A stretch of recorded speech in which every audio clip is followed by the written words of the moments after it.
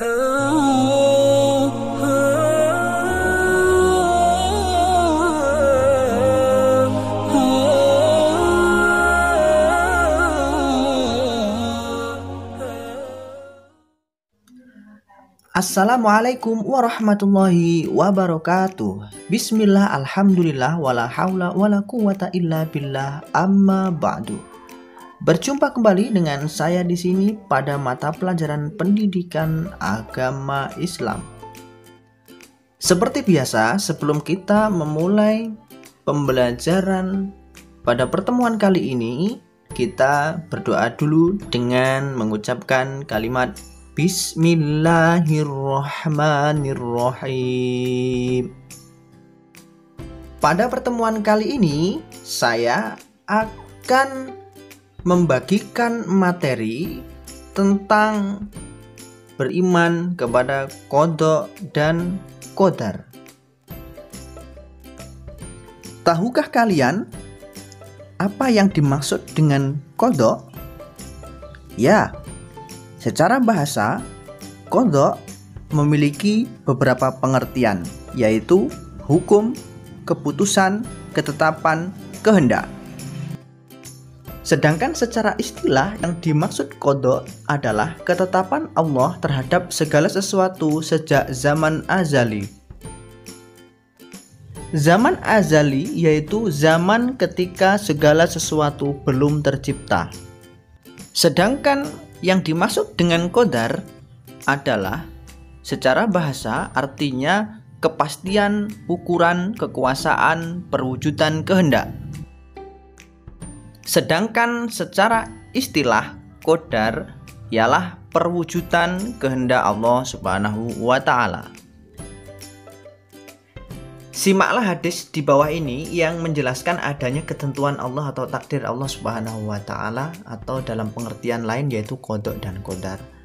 Bismillahirrahmanirrahim. An Anas bin Malikin annahu qala innallaha azza wa jalla qad wakkala birrahimi malakan fayaqulu ay rabbi nutfatun ay rabbi alaqatun ay rabbi mudghatun fa idza aradallaha ay yaqdiya khalqan qala al malaku ay rabbil dzakarun au unsa syaqiyun au sya'idun famar rizqu famal ajalu fayuktaba kadzalika fi badni ummihi, rawahul Bukhari Muslim.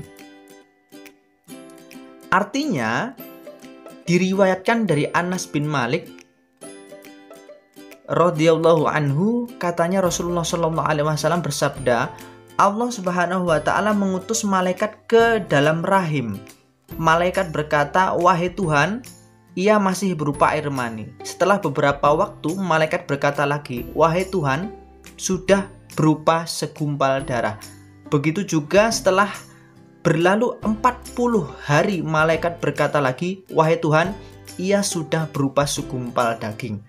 Apabila Allah Subhanahu wa taala membuat keputusan untuk menciptakan menjadi manusia, maka malaikat berkata, "Wahai Tuhan, orang ini akan diciptakan lelaki atau perempuan, sengsara atau bahagia, bagaimana rizkinya, serta bagaimana pula ajalnya."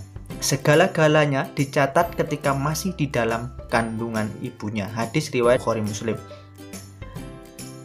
Hadis di atas ini, hadis yang baru saya bacakan ini menjelaskan bahwa jenis kelamin, sengsara atau bahagia, rezeki, ajal telah ditentukan oleh Allah Subhanahu wa taala sejak manusia berada dalam kandungan ibunya.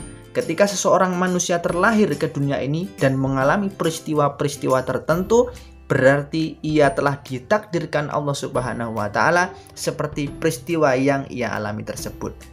Untuk memperjelas pengertian qada dan qadar di atas, perhatikanlah contoh berikut ini. Seorang bernama Ilya saat ini belajar di pondok pesantren modern Gontor. Sebelum Ilya lahir ke dunia, bahkan sejak zaman azali, Allah Subhanahu wa taala telah menetapkan bahwa orang bernama Ilya kelak akan belajar di pondok pesantren modern Gontor. Ketetapan Allah Subhanahu wa taala sejak zaman azali itulah yang disebut qada. Kemudian kenyataan yang terjadi saat ini disebut dengan qadar. Ya, inilah contoh yang bisa kita ambil.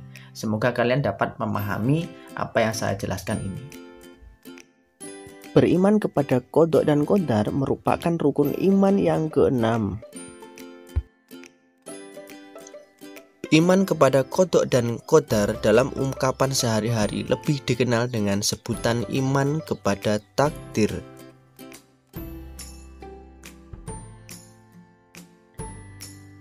Iman kepada takdir berarti percaya bahwa segala apa yang terjadi di alam semesta ini, seperti adanya sehat dan sakit, hidup dan mati, rezeki dan jodoh, seseorang merupakan kehendak dan ketentuan Allah Subhanahu wa Ta'ala. Bagaimana? Apakah kalian sudah memahami arti dari takdir ataupun qada dan qadar? Alhamdulillah jika kalian sudah bisa memahami. Jika belum, kalian bebas untuk bertanya. Saya tunggu pertanyaannya ataupun ingin memberikan pendapat pada kolom komentar. Oke, cukup sekian pembahasan materi kita kali ini. Kurang lebihnya mohon maaf. Akhirul kalam, wassalamualaikum warahmatullahi wabarakatuh.